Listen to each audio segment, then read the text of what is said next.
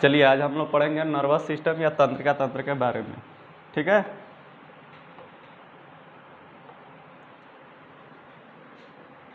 आज हम लोगों का चैप्टर है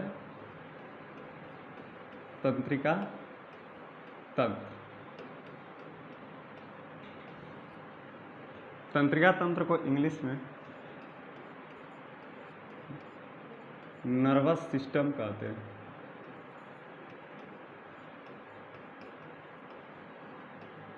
सबसे पहले बात आती है कि तंत्रिका तंत्र की एक इकाई क्या कहलाती है। तो तंत्रिका तंत्र की एक इकाई को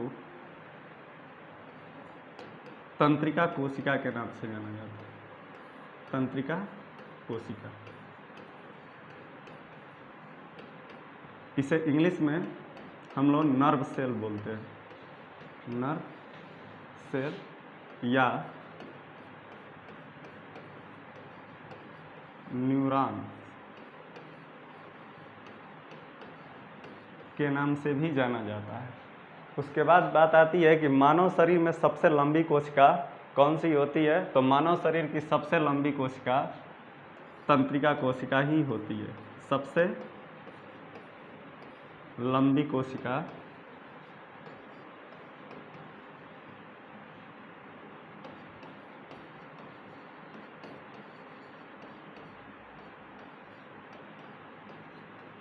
तंत्रिका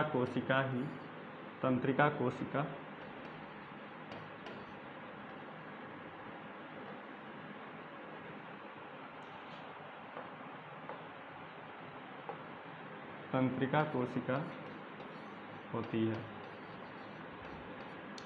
आगे बात आती है कि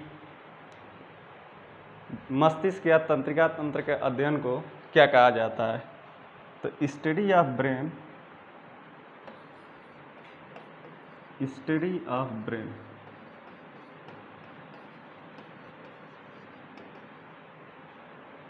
या मस्तिष्क के अध्ययन को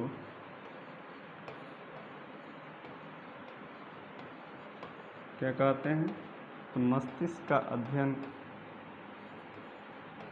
को हम लोग न्यूरोलॉजी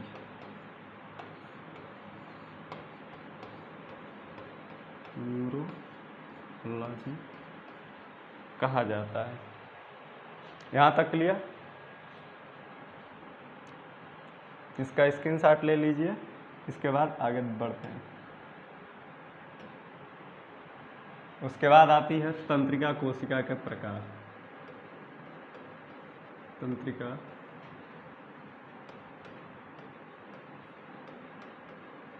कोशिका के प्रकार। देखिए, मानव शरीर में तंत्रिका कोशिका मुख्य रूप से 3 प्रकार की होती है। जैसे पहला होता है CNS, दूसरा होता है PNS और तीसरा होता है ANS। CNS का फुल फॉर्म होता है सेंट्रल नर्वस सिस्टम। क्या होता है? Central nervous system. PNS का फुल फॉर्म होता है पेरिफेरल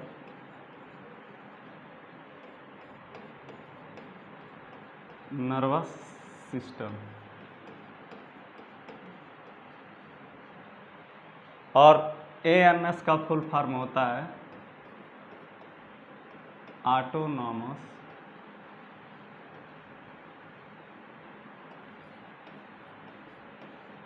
नर्वस सिस्टम। यहाँ तक क्लियर। अब इसको हिंदी में कहते हैं, सेंट्रल नर्वस सिस्टम को हिंदी में कहते हैं केंद्रीय तंत्रिका तंत्र। क्या कहते हैं?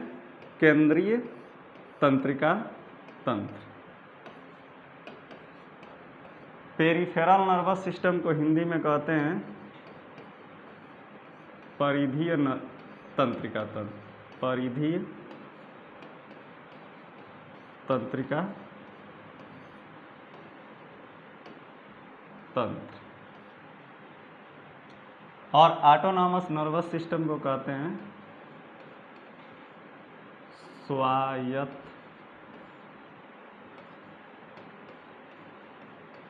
तंत्रिका तंत्र। यहाँ तक क्लियर? इसका स्क्रीनशॉट लीजिए, इसके बाद आगे बता रहे हैं।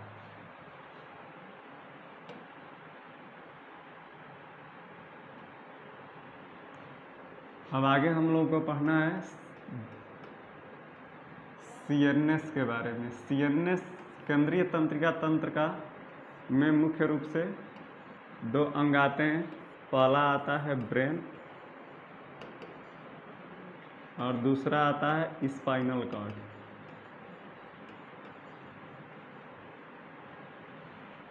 सेंट्रल नर्वस सिस्टम में मुख्य रूप से सेंट्रल नर्वस सिस्टम 2 भागों में बटा होता है। एक आता है ब्रेन और दूसरा होता है स्पाइनल कॉर्ड। अब ब्रेन भी आगे चल के 3 भागों में विभाजित होता है।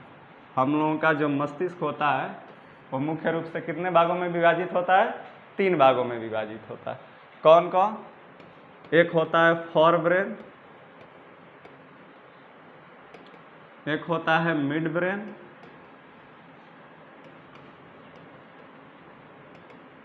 और एक होता है हाइंड ब्रेन या हिंड ब्रेन।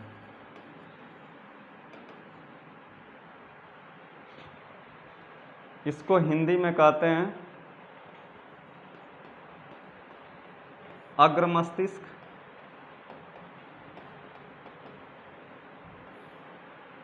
इसको कहते हैं मध्य मस्तिष्क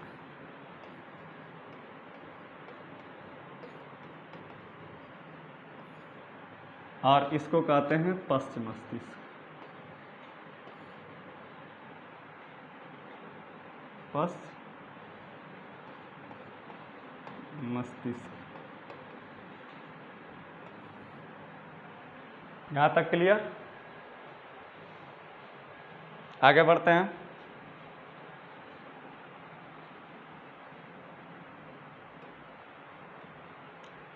अब फोर ब्रेन भी मुख्य रूप से फोर ब्रेन या अग्र मस्तिष्क भी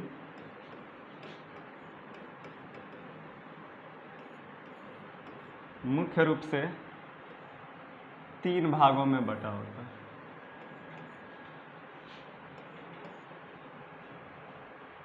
एक होता है सेरिब्रम, दूसरा होता है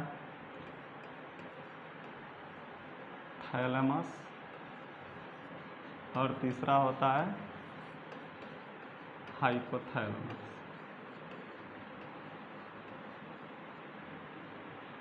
इसको हिंदी और इंग्लिश दोनों में ही, इसको हिंदी में भी सेरिब्रम कहा जाता है, इसको हिंदी में भी थैलेमस कहा जाता है और इसको हिंदी में भी हाइपोथैलेमस कहा जाता है। ठीक, ये जो सेरिब्रम होता है हम लोगों के मस्तिष्क का सबसे महत्वपूर्ण भाग होता है, क्योंकि जो भी मेमोरी पावर होता है, जो भी हम लोग पढ़ते हैं या कोई भी चीज़ भविष्य नियोजन के लिए सोचते हो तो कौन सोचता है? मस्तिष्क का जो ये सेरिब्रम वाला पार्ट है यही सोचता है। अगर जिस व्यक्ति का, जिस स्टूडेंट का सेरिब्रम जितना पावरफुल होगा वो कोई भी चीज़ को, जैसे स्टूडेंट है अगर कोई भी चीज़ पढ़ रहा है एक ही बार में याद हो जा रहा है तो समझना चाहिए उसका सेरिब्रम बहुत ही तेज काम कर रहा है। ठीक है, जिसका सेरिब्रम जितना तेज कार्य करेगा उसका याददाश्त या मेमोरी पावर सबसे तेज होगा।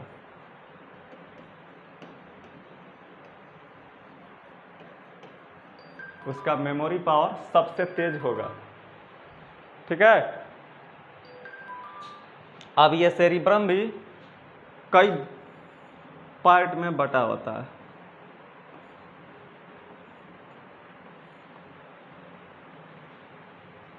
सेरिब्रम के भी लगभग 5 पार्ट होते हैं। कितने पार्ट? 5 पार्ट। पहला होता है फ्रंटल लोब, इसका कार्य होता है मेमोरी पावर स्ट्रांग करना। उसके बाद होता है पैराइटल लोब, तीसरा होता है ऑसिपिटल लोब, और चौथा होता है टेम्पोरल लोब,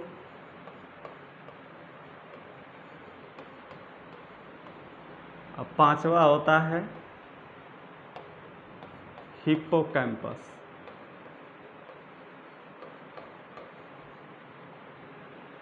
टेम्पोरल लोब का कार्य होता है कि मेमोरी पावर को स्ट्रांग करना। जिसका भी टेम्पोरल लोब, जिस व्यक्ति का टेम्पोरल लोब जितना एक्टिव होगा वो कोई भी चीज़ को बहुत आसानी से याद कर लेता है।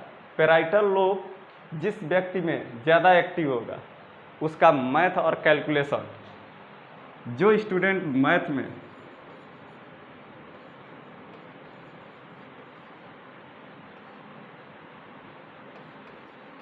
ज़्यादा तेज होता है उसका सेरिब्रम का जो पैराइटल लोब होता है वो बहुत तेज़ी से कार्य कर रहा होता है, जिसके कारण उसमें गणना करने की या कैलकुलेट करने की क्षमता बहुत तेज होती है।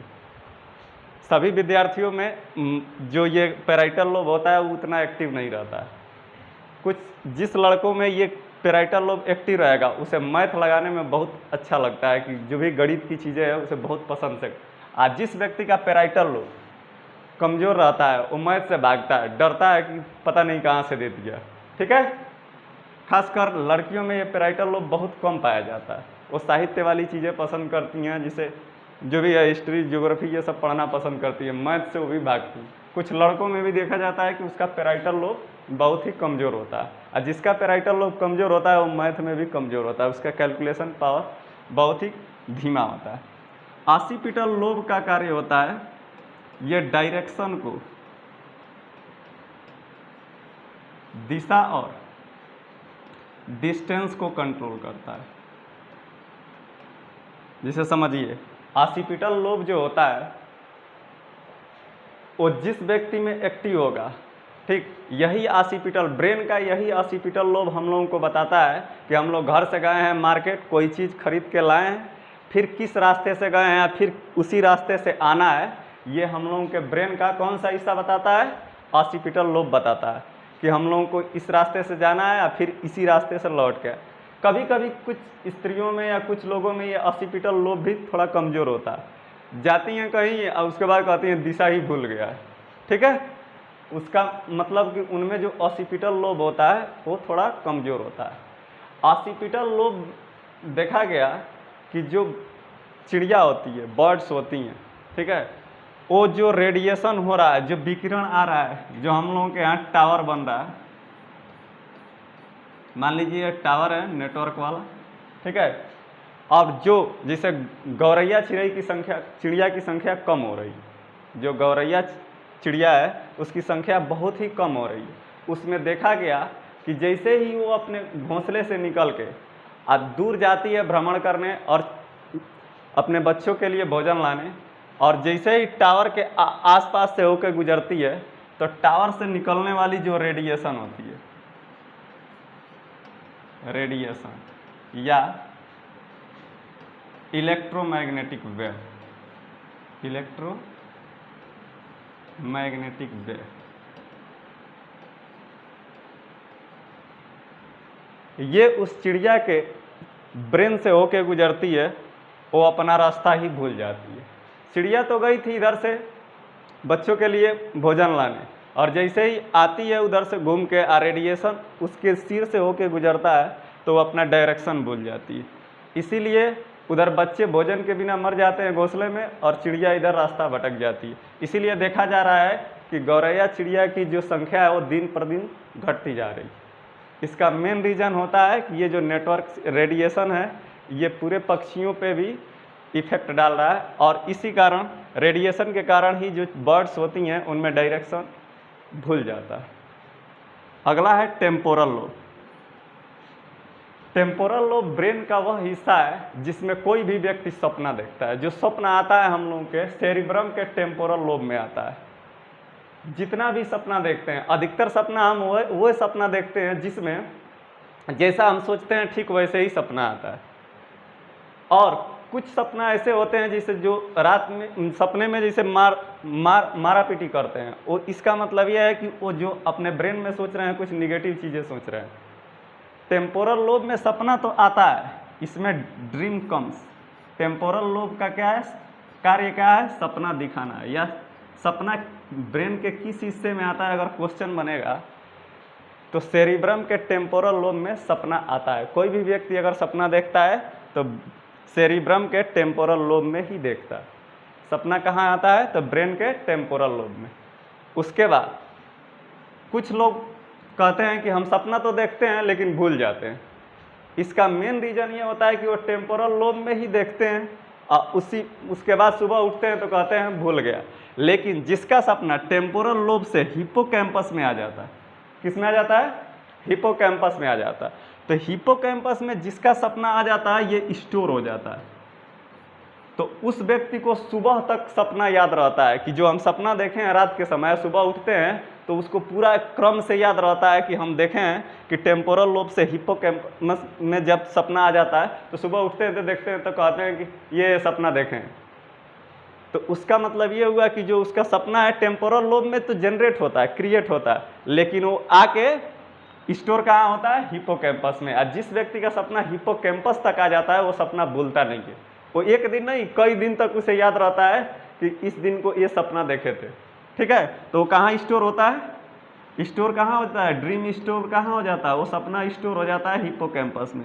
हिप्पोकैम्पस में अगर हम लोग बात करें कंप्यूटर साइंस की भाषा में तो हिप्पोकैम्पस को हम लोग हार्ड डिस्क कह सकते हैं, क्योंकि इसी हार्ड डिस्क में आके हम लोग का सपना स्टोर हो जाता है। यहाँ तक क्लियर। चलिए इसके आगे, इसका तब तक स्क्रीनशॉट ले लीजिए, आगे बढ़ते हैं।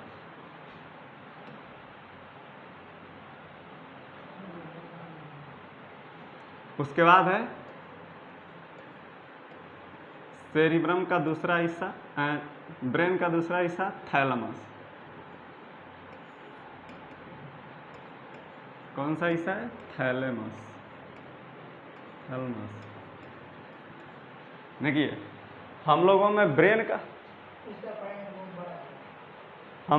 ब्रेन का जो थैलेमस हिस्सा है, ठीक है, वो बाहर के वातावरण को कंट्रोल करता है।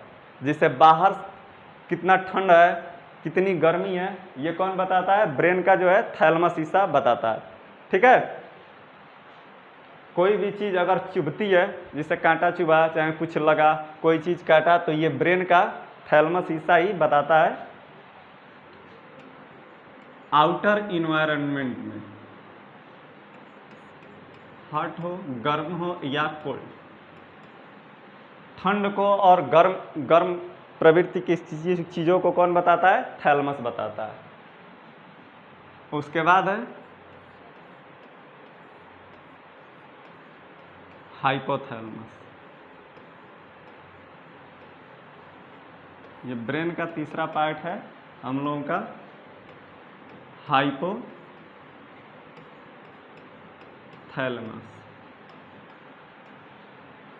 हाइपोथैलेमस का मुख्य कार्य होता है, जैसे ये सब अधिकतर क्रियाओं को कंट्रोल करता है, जैसे भूख का लगना, हंगर, भूख, प्यास, प्यास को इंग्लिश में कहते हैं थरस्ट, स्लीप, नींद, प्रेम,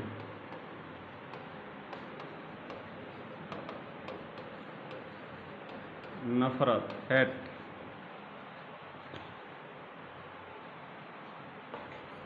स्माइल। कोई भी फीलिंग्स होती है, कोई भी फीलिंग्स हम लोगों के ब्रेन के हाइपोथैलेमस के हिस्से में होती है। अगर हमें भूख लगती है तो हाइपोथैलेमस ही बताता है कि भूख लगी है, प्यास लगी है तो हाइपोथैलेमस ही सूचना देता है कि हम लोगों को प्यास लगी है। स्लीप, नींद आता, चाहे कोई भी किसी से प्रेम करता है तो वो हाइपोथैलेमस की वजह से ही होता है। किसी से कोई नफरत करता है तो वो भी किसका संकेत, उसका सेंटर कौन सा है, हाइपोथैलेमस। नींद, भूख, प्यास, प्रेम, स्माइल, जो हंसते हैं, बोलते हैं, या कोई भी फीलिंग्स होती है हम लोगों के में, जो इमोशन होता है उसका कंट्रोल हाइपोथैलेमस ही करता है। कोई भी भावना, उसका कंट्रोल कौन करता है, हाइपोथैलेमस करता है। यहाँ तक समझ में आया? चलिए आगे बढ़ते हैं।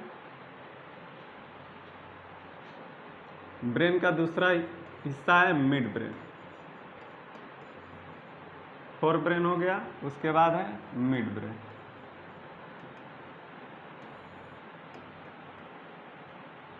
मिड ब्रेन के भी लगभग 4 पार्ट होते हैं।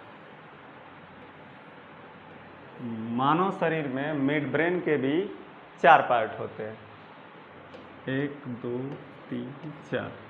ऊपर वाले दोनों पार्ट को टेक्टम कहते हैं। क्या कहते हैं, टेक्टम। नीचे वाले दोनों पार्ट को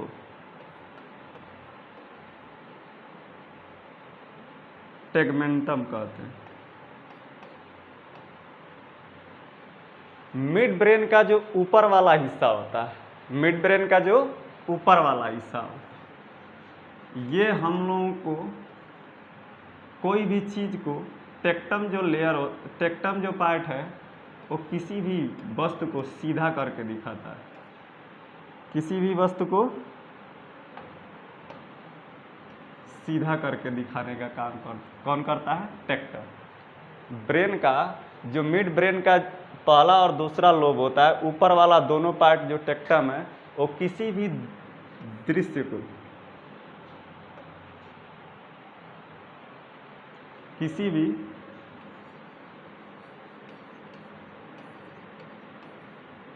दृश्य को सीधा करके दिखाता है।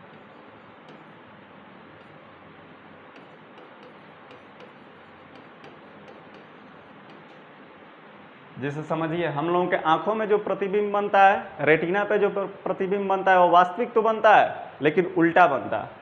और ब्रेन का ये जो मिड ब्रेन का जो टेक्टम हिस्सा है, वो उसे सीधा करके दिखाता है। जैसे हम लोगों की आंखें जो होती हैं, वो किसी भी चीज़ को अगर रेटिना पर उसका प्रतिबिंब बनता है, तो अगर मान लीजिए कोई व्यक्ति है तो उसका सिर नीचे बनेगा और पैर ऊपर बनेगा। लेकिन जैसे ही मिड ब्रेन के पास ये सिग्नल जाता है, तो टेक्टम जो पार्ट होता है मिड ब्रेन का टेक्टम, वो उसको सीधा करके दिखाता है।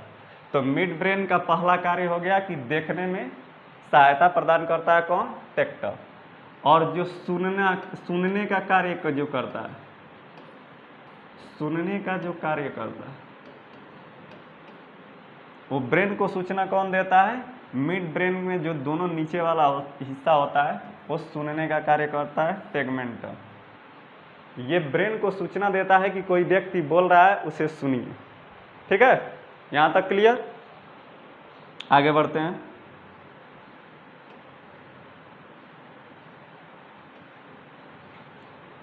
अब आती है बात हिंड ब्रेन की। हिंड ब्रेन, इसे कहते हैं पश्च मस्तिष्क।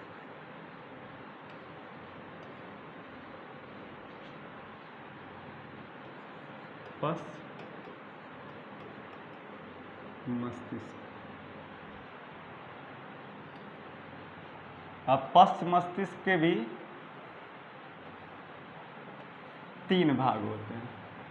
पहला होता है पोन्स, दूसरा पार्ट होता है इसका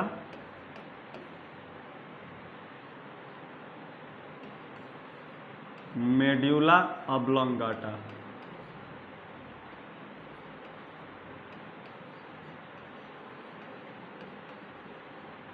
और तीसरा होता है सेरिबेलम।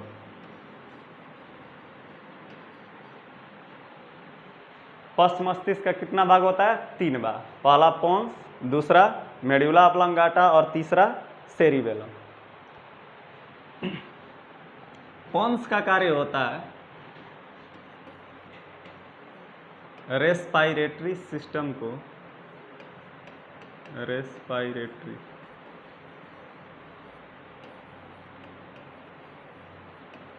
सिस्टम को कंट्रोल करना, रेस्पायरेटरी सिस्टम कंट्रोल करना, अर्थात श्वसन तंत्र को, श्वसन क्रिया किससे कंट्रोल होती है? हाइंड ब्रेन के पोन्स वाले हिस्से से। दूसरा आता है मेड्यूला ऑब्लंगाटा। मेड्यूला ऑब्लंगाटा को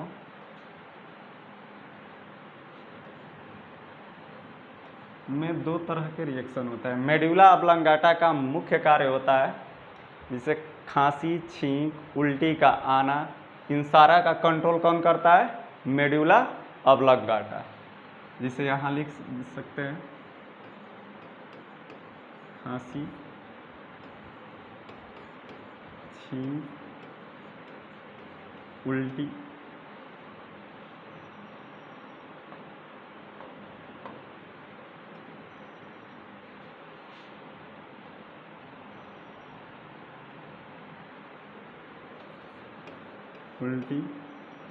उबासी आना,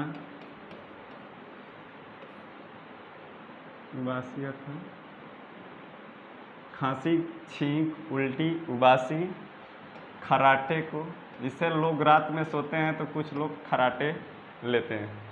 उन सारे का कंट्रोल, इन सारी क्रियाओं का कंट्रोल मेड्यूला ऑब्लंगाटा द्वारा किया जाता है। यहाँ तक क्लियर? आगे बढ़ें। अब आता है सेरिबेल। सेरिबेलम को लिटिल ब्रेन भी कहा जाता है, लिटिल ब्रेन, छोटा दिमाग।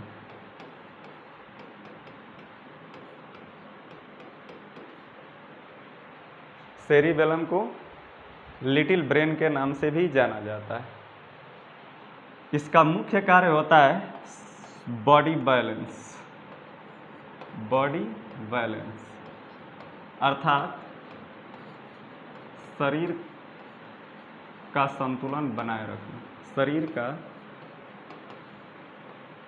संतुलन बनाना।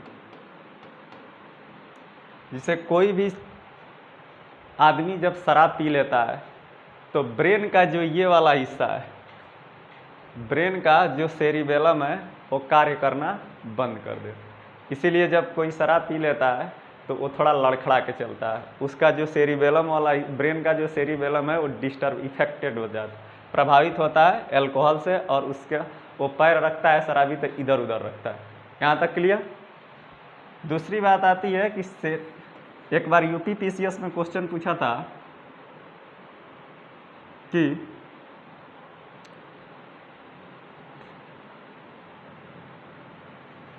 Little brain, body balance, alcohol का इफेक्ट ब्रेन के किस हिस्से पर पड़ता है? एल्कोहल का इफेक्ट ब्रेन के किस हिस्से पर पड़ता है? तो एल्कोहल का सीधा सीधा इफेक्ट ब्रेन के सेरिबेलम वाले पार्ट पे पड़ता है।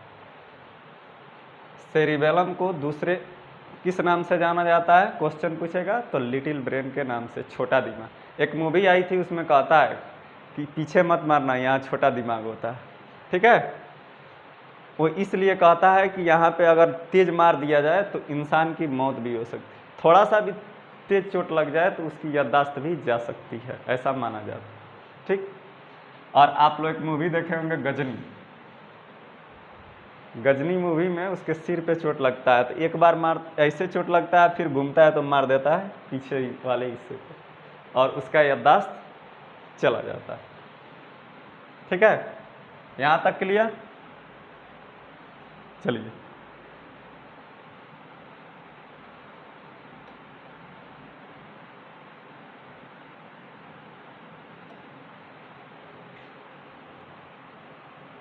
ये तो हम लोग पढ़े थे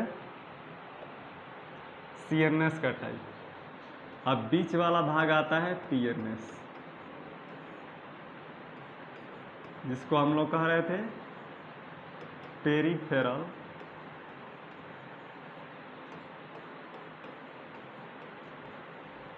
नर्वस सिस्टम।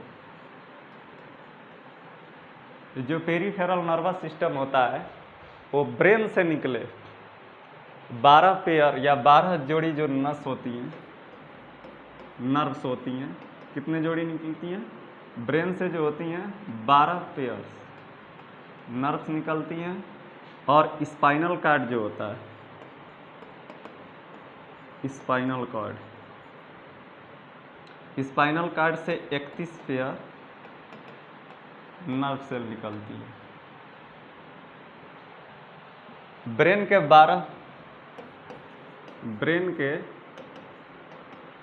12 पेयर नर्व से और स्पाइनल कॉर्ड के 31 पेयर नर्व से पीएनएस बना होता है।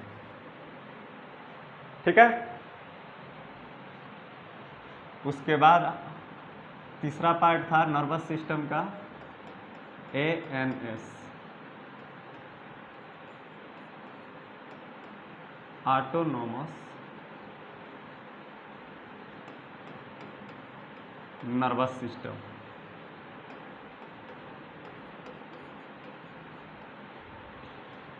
इसमें दो तरह की क्रियाएं घटित होती हैं।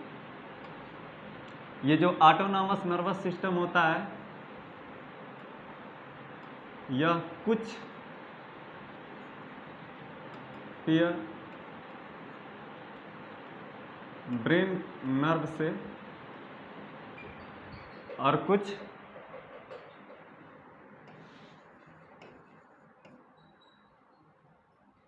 पेयर स्पाइनल कॉर्ड से मिलकर बना होता है।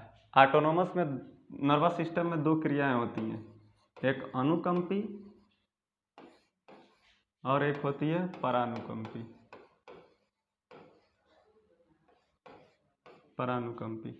अनुकंपी क्रियाएं वे क्रियाएं होती हैं जिसमें अगर कोई व्यक्ति अचानक रात के समय रस्सी को सांप समझ ले और डर जाए, पूरा उसका शरीर पसीना पसीना हो जाए, ठीक है, उसके बाद उसका गला सूखने लगे, डर के मारे आवाज़ न निकलने लगे, ये पूरी क्रियाएं जो होती हैं अनुकंपी क्रियाओं के अंतर्गत आता है। उसके बाद जब उसको असलियत पता चलता है कि ये सांप नहीं रस्सी है, और फिर वो अपने अवस्था में आता है कि नहीं नहीं सांप नहीं है, ये क्या है, रस्सी है, तो वो उस क्रिया को कहते हैं परानुकंपी क्रिया। यहाँ तक क्लियर? चलिए एक क्वेश्चन और बनता है कि ब्रेन के ऊपर